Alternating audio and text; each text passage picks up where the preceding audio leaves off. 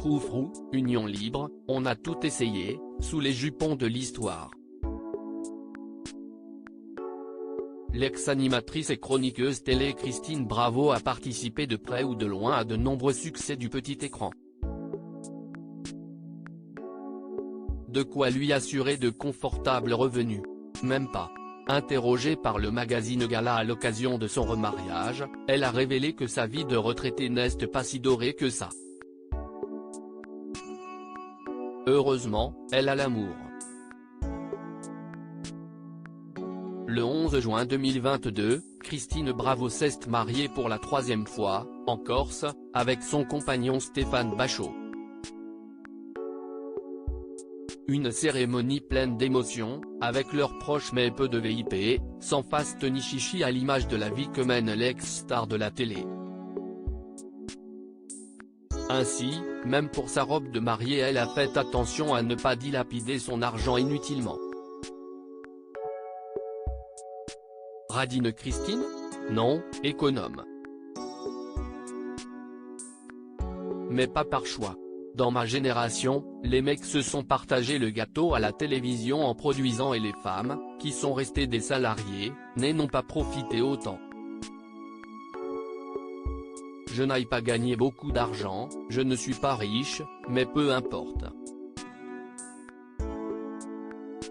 J'ai assez pour vivre dans le maquis corse, elle habite à Ocatana, en Haute-Corse, non loin de l'île Rousse, note de la rédaction, et voyager.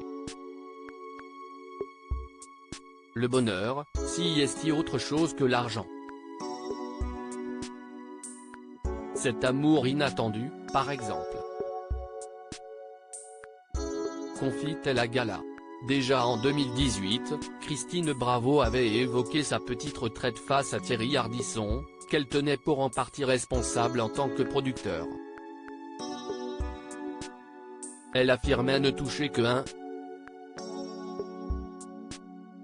1,000 € par mois mais ce dernier avait précisé que, certes, elle avait beaucoup été payée en cash, mais généreusement puisqu'elle avait pu s'acheter un appartement à Paris et donc se mettre un toit sur la tête pour ses vieux jours.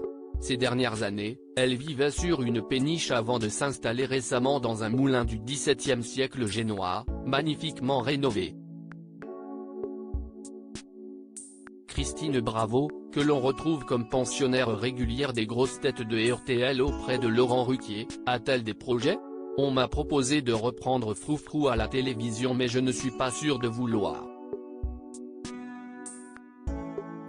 Stéphane a 5 ans de moins que moi et je suis pressé qu'il soit à la retraite. Je veux parcourir le monde à ses côtés le plus vite possible parce que dans 10 ans j'aurai peut-être plus de mal à prendre l'avion, dit-elle.